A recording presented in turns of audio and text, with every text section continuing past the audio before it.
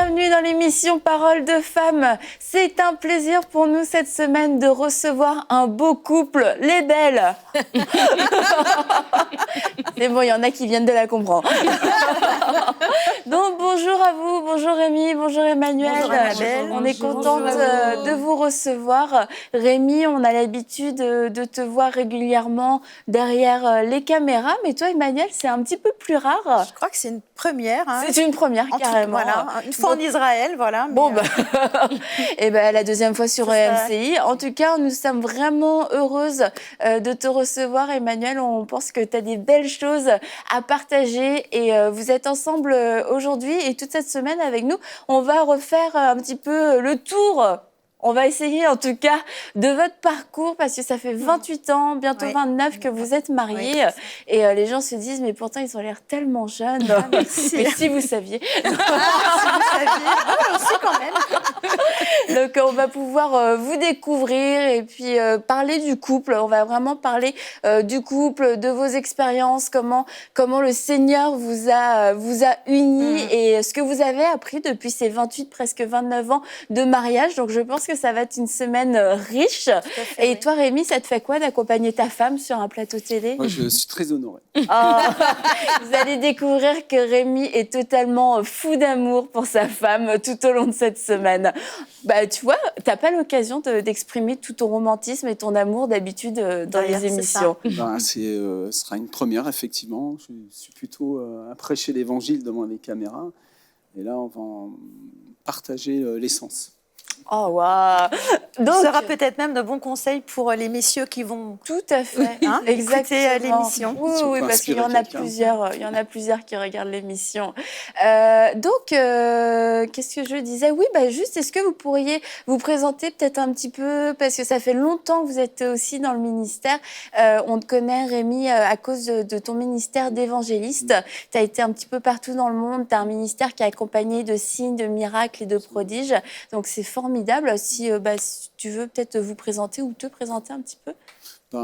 Voilà, tu l'as dit, je suis évangéliste, connu un petit peu d'un point de vue médiatique en raison effectivement de la grâce de Dieu qui se manifeste par des signes prodiges, des guérisons, des campagnes d'évangélisation et le grand travail qu'on a fait pendant des années avec les églises dans le monde entier. Voilà, mais aujourd'hui, j'aurais plus envie de dire que j'ai l'honneur d'être marié à cette merveilleuse épouse que le Seigneur m'a confiée, à laquelle il m'a donné aussi. On s'est donné l'un à l'autre et je vais laisser Emmanuel se présenter. Toi, Emmanuel, tu es directrice et fondatrice, c'est ça, d'une école chrétienne. D'une école chrétienne en région parisienne, donc cofondatrice, donc avec Rémi et un autre couple d'amis. D'accord. Et donc, je suis directrice depuis 3 ou 4 ans, je crois, mais ça fait bientôt 16 ou 17 ans que j'enseigne dans cette école, depuis en fait son démarrage en 2003. Ah, wow. Voilà, oui. Et donc moi, je m'appelle Emmanuel, comme tu l'as dit, voilà. Je remercie mes parents de m'avoir donné ce beau prénom. Et donc, nous avons 3 enfants, donc Angeline, qui a 27 ans, qui vient de faire 27 ans, Mathieu, qui a 24, et Nathan, notre petit dernier, qui a 19 quand même. Voilà. Ah oui, c'est des grands enfants. C'est des grands, mais c'est quand même notre petit dernier. Voilà, on a encore envie de le coucouner. Hein. Tu veux leur faire des bisous?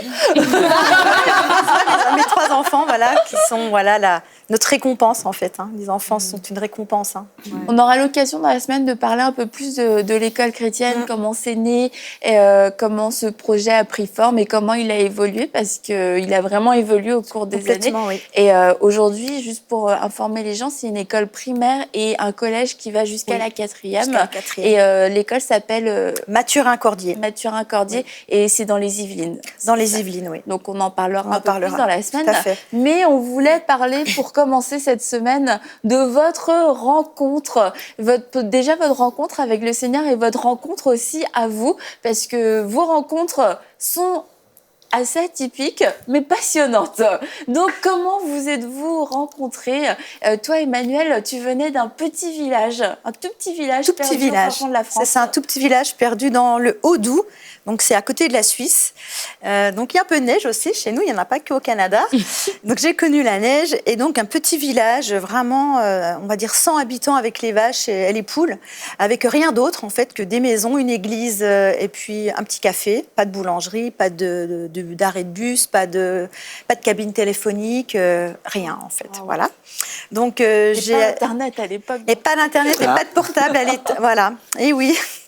Et donc, j'ai grandi dans une famille vraiment unie. J'ai reçu une bonne éducation. Mes parents, voilà, étaient comme la plupart, en tout cas des Français catholiques de souche. Donc voilà, j'ai fait toute mon enfance le catéchisme.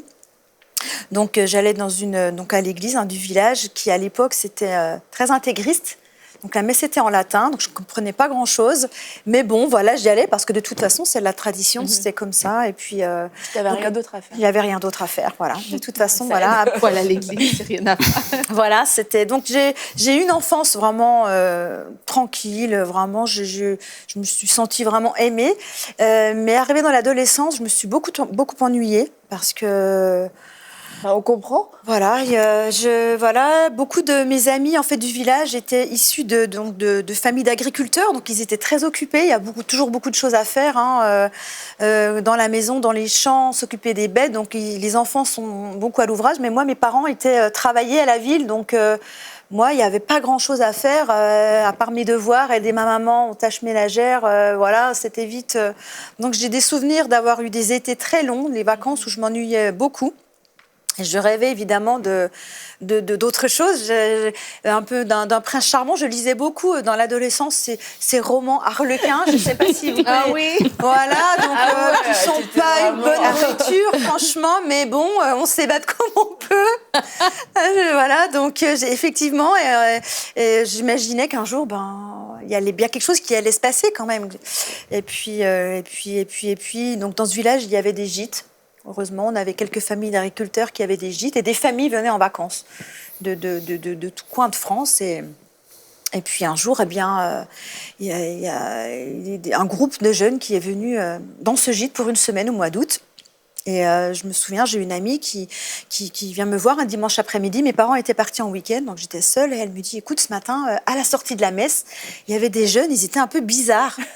Ils avaient des guitares et ils chantaient à la sortie de l'église. Donc, ils sont bizarres, mais ils sont sympas. Et ils nous ont invités à passer les voir au gîte pour prendre un petit café avec eux. Donc, moi, j'avais rien à faire. Donc, je dis, pourquoi pas, je vais venir vous retrouver. Donc, je suis partie dans ce gîte. Et effectivement, je venais d'avoir 18 ans. Okay. Ouais, je venais d'avoir 18 ans et donc j'ai découvert un groupe de jeunes. Alors il y avait un peu toutes sortes, un peu des huluberlus. Voilà, ils venaient tous de la région parisienne. Ta copine. Oui, voilà, c'est ça. Et quand même dans le lot, il y en avait quand même 2 ou 3 qui étaient bien la tête ancrée, voilà, sur les épaules, bien solides, équilibrés, et puis surtout qui je l'ai compris plus tard, mais qui aimaient le Seigneur en fait. Et vraiment dès que je les ai rencontrés. J'ai commencé presque à me nourrir de ce que je recevais d'eux. Du coup, pendant une semaine, dès que j'avais parce que je travaillais pour me faire un peu d'argent l'été dans un hospice auprès des personnes âgées, et dès que j'avais fini mes journées, j'allais directement les voir. Et on a même passé des nuits blanches à parler, à faire des jeux ensemble. Et vraiment, j'avais l'impression de naître, en fait, de goûter à quelque chose... Et là, Rémi, est-ce que Rémi était là? Non, Rémi n'était pas là, mais j'entendais dans les conversations, Rémi arrive vendredi. C'est Rémi, faut aller le chercher à la gare vendredi. Rémi. Je dis, mais qui c'est ce Rémi qui vient Bon, voilà, je m'attendais pas vraiment à... Voilà, je m'attendais à rien finalement. Et puis, ce fameux vendredi est arrivé où Rémi est arrivé donc au gîte. Et là, je dis, mais qu'est-ce que c'est que cet huluberlu? Elle était pire que les autres. L'accoutrement, le langage, mon pauvre chéri, tout était... j'avais un autre monde. Voilà, on va dire ça comme ça. Il avait besoin d'aide. Besoin d'amour. Quelque chose qui m'a beaucoup touchée. En fait, quand je l'ai vu, il y a quand même quelque chose qui m'a beaucoup touchée, c'est ses yeux, en fait. J'ai toujours vu dans ses yeux quelque chose, une lumière. Alors, il n'a pas les beaux yeux bleus, le blond yeux bleus, c'était pas lui, mais il y avait quelque chose dans ses yeux quand même. Il y avait une lumière qui m'a vraiment percutée, mais tout l'emballage, on va dire, si je peux me parler comme ça, était pas du tout ce que j'attendais. J'ai pas eu un coup de foudre, non. Et toi, Rémi? Ah, moi, si. De ton point de vue à toi, raconte-nous ton histoire à toi. Eh bien, pour arriver à l'endroit où on se trouve à l'instant, je vais faire un flashback sur une enfance torturée dans la région parisienne, une famille éclatée, beaucoup de souffrance à la maison. Et très rapidement, j'ai été en contact avec la violence de rue et au collège. Et au départ, j'étais un petit garçon très gentil, mais il a fallu que je devienne un loup au milieu des loups pour pouvoir me défendre. Et j'ai ce souvenir marqué d'un jour où je suis carrément allé à l'école avec un couteau dans mes chaussettes pour me défendre contre les choses qui se passaient, les agressions permanentes. Et j'ai appris à me battre, en fin de compte, à devenir en fait plus vilain que les autres. Et j'arrivais à toucher le haut des portes avec mon pied droit et il fallait pas le prendre dans la figure parce que c'était devenu une arme. Et dans ce pied, il y avait toute la haine que j'avais, la haine de vivre en fait. Je comprenais pas pourquoi j'existais et j'avais juste pas envie d'aimer personne et encore même pas moi-même en fait. Donc j'ai commencé à me droguer, j'ai touché un peu à toutes les drogues, tout ça, et c'était la descente aux enfers, et accompagné d'une musique consacrée au diable. Et j'écrivais même des poèmes à Lucifer, mais je croyais ni en Dieu ni en diable. Hein. J'étais dans la culture hard rock, heavy metal. Je rentrais dans ces choses-là, quoi. Et puis il y a eu l'appel pour faire le service militaire à l'époque, qui était encore obligatoire. Et je me suis retrouvé, en fin de compte, pour faire plus vite, dans la chambre avec un caporal-chef qui était engagé, mais qui était aussi engagé dans la foi chrétienne.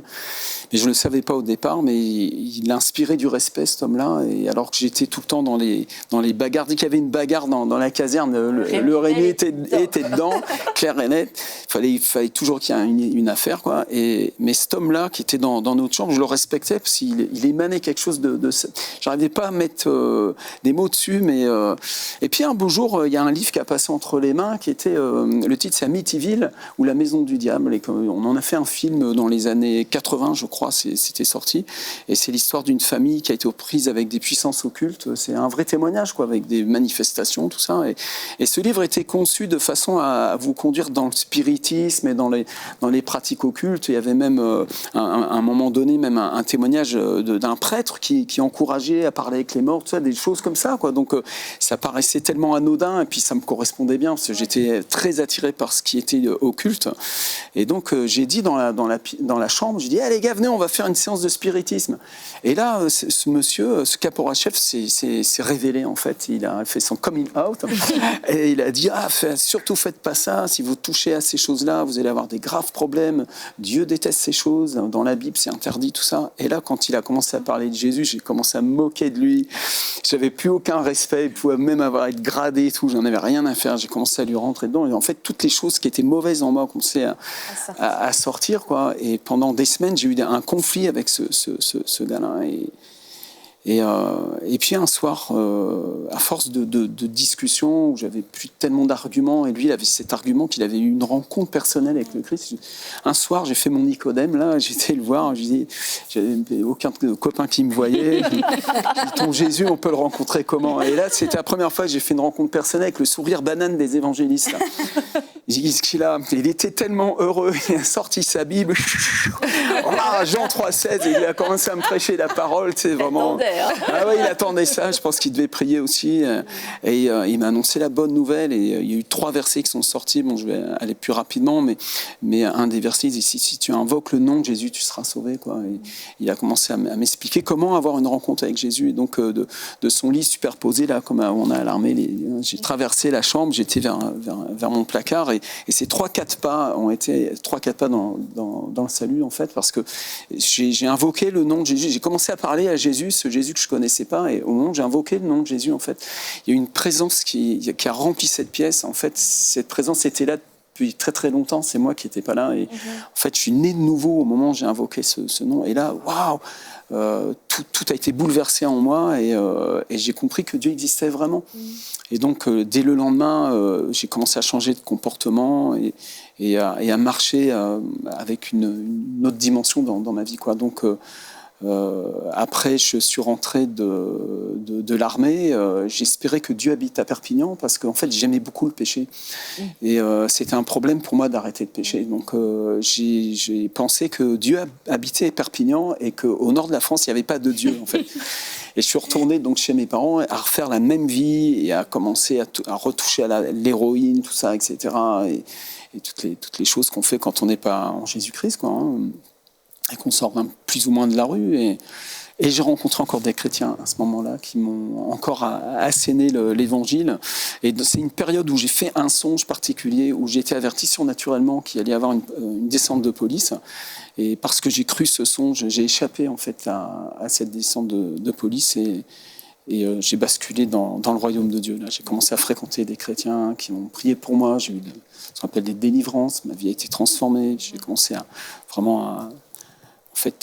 chercher Dieu avec une profondeur. Et c'est à ce moment-là aussi que j'ai été un peu rattrapé avec des catholiques qui m'ont aidé d'une certaine manière et en même temps qui m'ont poussé dans une certaine façon de voir l'évangile. Là, après, tu as vraiment rencontré le Seigneur et puis ça a été baladé un petit peu dans différents mouvements. Parce que quand Emmanuel te voit, quand j'étais moine, en fait. Ben voilà. C'est là où j'allais en venir. C'est qu'en fait, Rémi, le vendredi, il arrivait d'un monastère. En réalité. Et je m'étais converti au catholicisme et j'étais pire que le roi. Hein. Franchement, j'étais devenu un extrémiste du catholicisme et j'étais tellement passionné pour Dieu que je voulais tout faire comme je pensais qu'il fallait le faire, quoi. Donc effectivement, j'étais accro. C'est embêtant du coup d'avoir un coup de foudre. Ça a été terrible dans ma tête. Parce que tu étais moine. Non, je voulais être prêtre, sûr et certain. Je voulais être prêtre et moine, missionnaire. Parce que dès que j'ai rencontré Jésus à l'époque, ce que j'ai pas dit, c'est que le monsieur qui m'a annoncé l'évangile, j'étais un baptiste non charismatique. Après, j'ai rencontré donc des catholiques charismatiques, m'ont fait rencontrer le mouvement des hommes d'affaires du Pays d'Évangile. Et c'est au travers des hommes d'affaires du Pays d'Évangile aussi que j'ai pu vivre vraiment une vraie expérience d'un baptême du Saint-Esprit très puissant qui a bouleversé ma vie. Mais entre-temps, effectivement, je m'étais retrouvé dans ce petit monastère où des moines m'avaient accueilli pour m'aider, quoi, parce que il y avait encore du chemin à faire. Comme tu as dit tout à l'heure, j'avais besoin d'aide, j'avais besoin qu'on m'aide. Et quand je suis arrivé, donc je les ai rejoints dans ce petit village de Buny. J'étais un petit moine qui faisait des chapelets à longueur de journée avec sa petite croix, et puis il était hors de question que je tombe amoureux d'une fille. Et quand mes yeux se sont posés sur cette jolie demoiselle, eh bien, ça a basculé. Ça a été terrible, quoi. Donc là, j'ai eu un grand combat contre le diable. Et plus j'ai lutté, et plus je suis tombé amoureux, et jusqu'à ce que, en fait, je dois réaliser de façon tout à fait authentique que cette rencontre venait de Dieu, en fait, complètement, quoi. Et effectivement, quand je suis retourné après au monastère. Après les offices, le matin, j'étais dans l'oratoire et le temps s'est arrêté. J'ai entendu une cascade et une voix dans cette cascade qui a dit « Je te veux tout entier ». Et pour moi, ça a été très très clair. J'ai compris que sans cette personne dans ma vie, j'étais qu'à moitié, quoi. J'étais pas complet, quoi. Et effectivement, les années qui ont après découlé, ça a été je sais que je ne me suis pas du tout trompé. C'est mieux d'en arriver à cette conclusion aujourd'hui dans l'émission. Merci. Effectivement. Mais toi, Emmanuel, entre-temps, donc tu rencontres... Donc je rencontre Rémi. Moi, je suis chrétienne, mais de tradition. J'ai pas encore donné ma vie à Jésus. Je ne sais même pas qu'il faut, à un moment donné, s'approcher de ce Dieu merveilleux et de lui soumettre notre vie et de recevoir tout ce qu'il a pour nous. J'avais pas du tout conscience de ça. Et donc, j'ai vu ça en quelques personnes de ce groupe, mais ils sont partis, en fait. Les vacances, c'est un temps, et quand ils sont partis, j'ai eu l'impression qu'ils partaient, donc Rémi avec, bien sûr. Ils partaient avec ma vie, avec mon espérance, avec ce que j'avais semblé toucher un peu de bonheur en une semaine. C'est parti avec eux, et là, j'avais un désespoir en moi qui s'est accru, parce que je vivais déjà un peu un peu taciturne, de tristesse, où je me sentais pas forcément très épanouie. Alors là, c'était carrément, décuplé en fait, voilà. Donc, je me suis surprise moi-même parce que je n'avais pas l'impression d'être quelqu'un de très battante qui prenait les choses en main. Et là, j'ai pris un billet de train, en fait, pour partir les retrouver le mois suivant en région parisienne. J'étais jamais allée, j'avais jamais pris le TGV, j'étais jamais sortie de mon petit village. Mes parents ont dit oui, ça c'est le premier miracle, puisque quand même, j'avais tout juste 18 ans. Enfin, il n'y avait aucun moyen de communication, de se dire tu vas bien, t'es bien arrivé. Et finalement, il y a une histoire d'amitié qui est née avec ce groupe.